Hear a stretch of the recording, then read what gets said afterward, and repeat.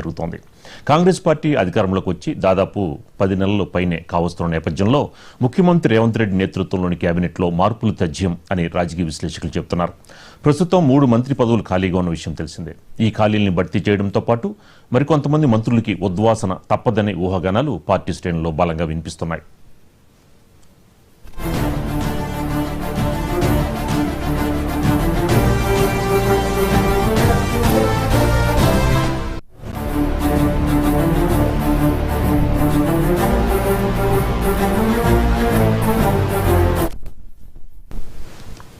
కేబినెట్లోని కొందరు మంత్రుల పనితీరుపై కాంగ్రెస్ హైకమాండ్ తీవ్ర అసంతృప్తితో ఉన్నట్లు విశ్వసనీయ వర్గాల సమాచారం. వ్యక్తిగత ఎజెండాలు, ముఖ్యమంత్రితో సమన్వయ లోపం, పాలనాపరమైన జాప్యం, శాఖాపరమైన అవగాహన కొరవడ్డం వంటి అంశాలపై అధిష్టానం దృష్టి సారించినట్టు తెలుస్తోంది. కొందరు మంత్రులు తమ వివాదాస్పద వ్యాఖ్యలు, పంథాతో పార్టీకి, ప్రభుత్వానికి నష్టం చేకూరుస్తున్నారన్నది హైకమాండ్ భావిస్తోంది. పార్టీ పునరుత్తేజం కావాలన్నా, ప్రభుత్వం ప్రజల్లో విశ్వసనీయతని పెంచుకోవాలన్నా తక్షణమే ప్రక్షాళన చేయకపోతే పార్టీ పుట్టి మునగడం ఖాయమనే అభిప్రాయం కాంగ్రెస్ అధిష్టానంలో బలంగా ఉంది.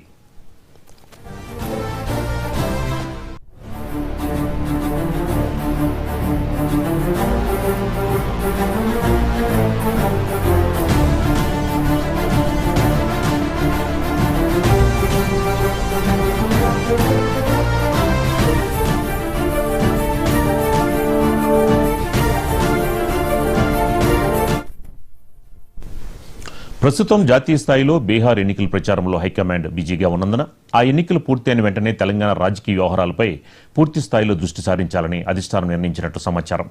బీహార్ ఎన్నికల అనంతరం తెలంగాణలో మంత్రివర్గ పునర్వ్యవస్థీకరణకు ముహూర్తం ఖరారయ్యే అవకాశం ఉంది.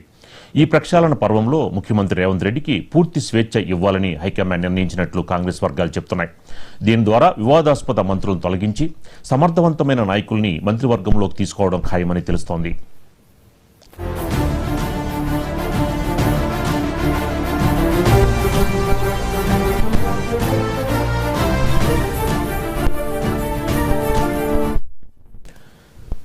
తెలంగాణ రాష్ట్ర మంత్రివర్గంలో త్వరలోనే పెను మార్పులు చేర్పులు జరిగే అవకాశం ఉందని రాజకీయ వర్గాల్లో విస్తృతంగా చర్చ జరుగుతోంది.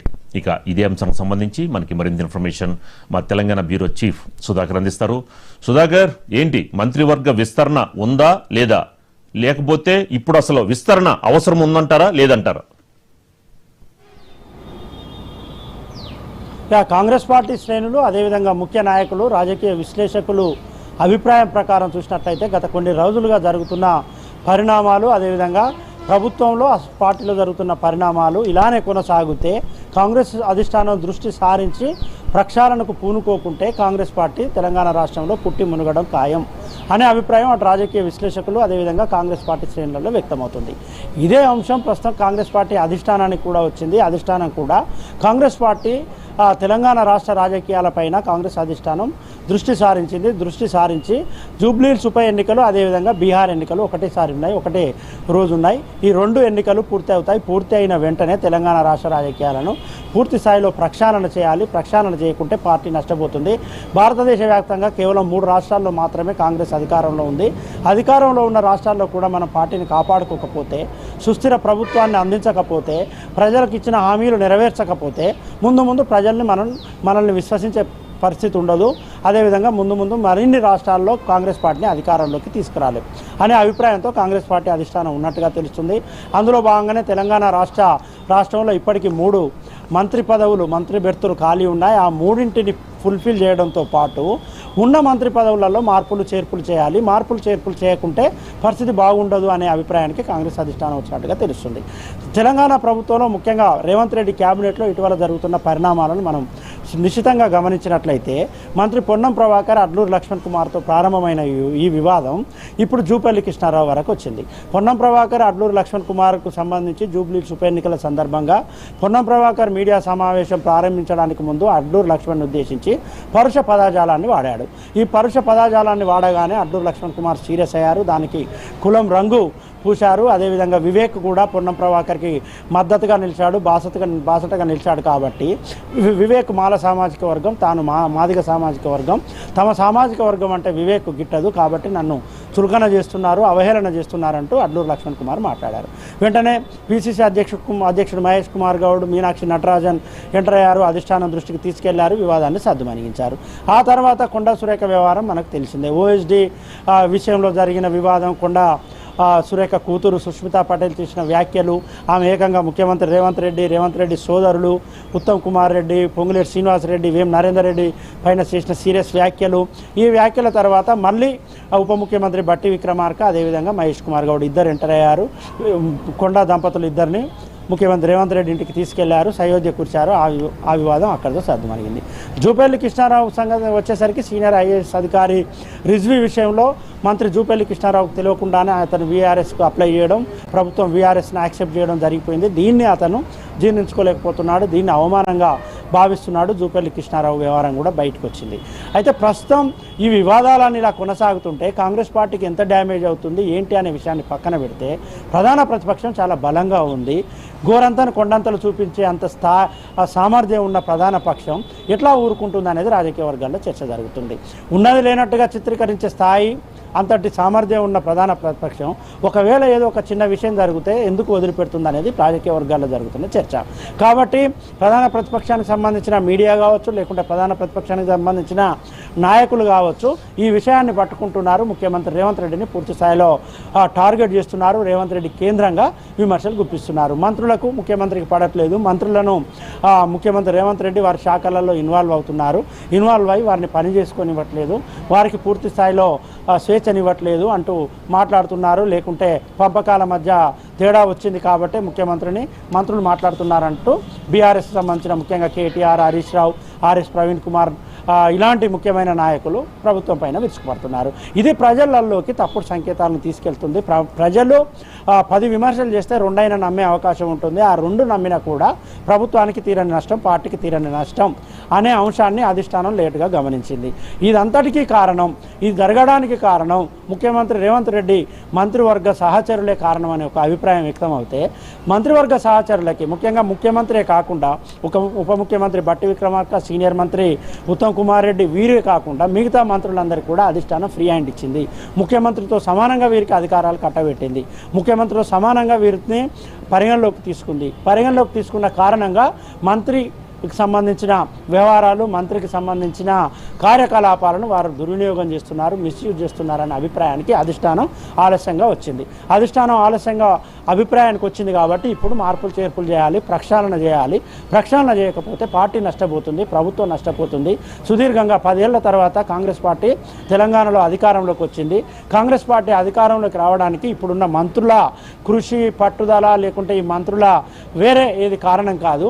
కేసీఆర్ని తెలంగాణ ప్రజలు వద్దనుకున్నారు. కేసీఆర్కి 3వ అధికారం ఇవ్వకూడదు అనుకున్నప్పుడు ప్రత్యామ్నాయం రేవంత్ రెడ్డి కనిపించాడు. కేసీఆర్ కుటుంబంతో ఫైట్ చేయాలంటే, కేసీఆర్ కుటుంబాన్ని తట్టుకొని నిలబడాలంటే రేవంత్ రెడ్డితో సాధ్యమవుతుందని తెలంగాణ ప్రజలు భావించారు. అందుకు అనుగుణంగా కాంగ్రెస్ పార్టీకి ఓటేశారనేది రాజకీయ విశ్లేషకుల అభిప్రాయం, రాజకీయ వర్గాలలో జరుగుతున్న చర్చ ఇది. కాబట్టి ముఖ్యమంత్రిగా రేవంత్ రెడ్డి ఉన్నారు కాబట్టి మంత్రులంతా ప్రమాణ స్వీకారం చేశారు. ఇవాళ మంత్రివర్గంలో ఉన్నారు. మంత్రులు ప్రమాణ స్వీకారంలో చేసి మంత్రివర్గంలో ఉన్న మంత్రులు కాంగ్రెస్ పార్టీ పటిష్టతకు కృషి చేయాలి, కాంగ్రెస్ పార్టీ సంబంధించి బలోపేతానికి కృషి చేయాలి. కానీ కాంగ్రెస్ పార్టీ బలహీనతకు, లేకుంటే కాంగ్రెస్ పార్టీని మరింత దిగజార్చేందుకు మంత్రులు వ్యవహారం చేస్తున్నారు. వారి కార్యకలాపాలున్న వివాదాస్పద వ్యాఖ్యలు చేస్తున్నారు. అదేవిధంగా అవినీతి ఆరోపణలు వస్తున్నాయి. ఇవన్నీ జరుగుతున్న నేపథ్యంలో ఇప్పటికైనా కాంగ్రెస్ అధిష్టానం దీనిపైన దృష్టి సారించాలనే అభిప్రాయానికి వచ్చినట్టుగా తెలుస్తుంది. అందులో భాగంగానే ఇటీవలే 2 రోజుల క్రితం ముఖ్యమంత్రి రేవంత్ రెడ్డి, ఉప ముఖ్యమంత్రి బట్టి విక్రమార్క, ఉత్తమ్ కుమార్ రెడ్డి, పిసిసి అధ్యక్షుడు మహేష్ కుమార్ గౌడ్ ఢిల్లీ వెళ్లారు. కేసీ వేణుగోపాల్తో సుదీర్ఘంగా భేటీ అయ్యారు. అన్ని అంశాలపైన చర్చించిన తర్వాత ఒకటి డీసీసీ అధ్యక్షులకు సంబంధించి చర్చ జరిగింది, మరొకటి మంత్రివర్గ విస్తరణకు సంబంధించిన చర్చ జరిగింది. అదేవిధంగా రాష్ట్ర మంత్రులకు సంబంధించి ఎప్పటికప్పుడు వారి ప్రోగ్రెస్ రిపోర్ట్ను మీనాక్షి నటరాజన్ అధిష్టానానికి ఇస్తుంది. కాబట్టి మంత్రుల నడవడి మీద ప్రతిరోజు వారి చర్యలపైన అధిష్టానం నిఘా ఉండు, లేకుంటే అధిష్టానం రాడర్లో మేము ఉన్నామంటూ మహేష్ కుమార్ గౌడ్ చిట్ చాట్లో చాలా స్పష్టంగా చెప్పారు. అదేవిధంగా మహేష్ కుమార్ గౌడ్ మరో ఇంట్రెస్టింగ్ కామెంట్ కూడా చేశారు. మంత్రివర్గ విస్తరణకు సంబంధించి త్వరలో తీపి కబురు ఉంటుందంటూ ఆయన 3-4 సార్లు దీని అంశాన్ని ప్రస్తావించారు. కాబట్టి మంత్రివర్గ విస్తరణ తప్పకుండా జరగబోతుంది. ఇది విస్తరణే కాదు, పునర్వ్యవస్థీకరణ అంటూ కాంగ్రెస్ పార్టీ వర్గాల్లో చర్చ జరుగుతుంది. ఈ పునర్వ్యవస్థీకరణలో ఎవరి మంత్రి పదవి ఉంటుంది, ఎవరి మంత్రి పదవి పోతుంది, ఎవరిని తీసుకుంటారు, ఎవరిని బయటికి పంపిస్తారనే చర్చ కూడా జరుగుతుంది. ఇప్పుడు మనం పేర్లు ప్రస్తావించడం సరైనది కాకపోయినప్పటికీ వివాదాస్పద మంత్రులు ఎవరు, పార్టీ పటిష్టత కృషి చేస్తున్నది ఎవరు, ప్రభుత్వాన్ని మరింత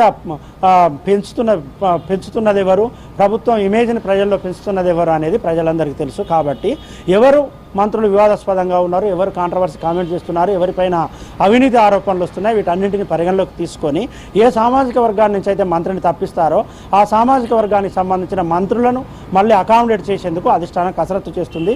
అందుకు బీహార్ ఎన్నికలు ముగియగానే తెలంగాణ రాష్ట్ర రాజకీయాలను ప్రక్షాళన చేయాలని కాంగ్రెస్ పార్టీ భావిస్తున్నట్టుగా సమాచారం అందుతుంది గాంధీభవన్ వర్గాల ద్వారా.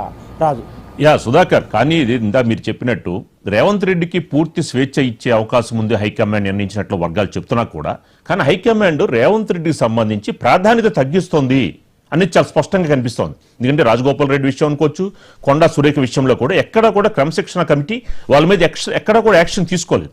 సో మరి మీ ఒక పక్కన రేవంత్ రెడ్డికి పూర్తి స్వేచ్ఛ అంటున్నారు, కానీ రేవంత్ రెడ్డికి మాత్రం ప్రాధాన్యత తగ్గిస్తున్నట్లు హైకమాండ్ తీసుకుంటున్నది అన్నట్టుగా కనిపిస్తోంది ప్రస్తుతం ఉన్న పరిస్థితి ప్రకారం. ఎలా చూడొచ్చు అంటారు?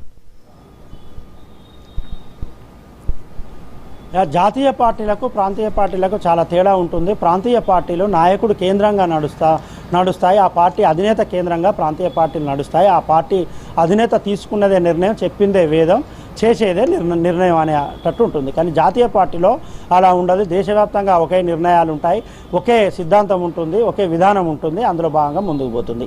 అయినప్పటికీ రాష్ట్రంలో కాంగ్రెస్ పార్టీ అధికారంలో రావడానికి రేవంత్ రెడ్డి కారణం అనేది అందరికీ తెలిసిన విషయమే.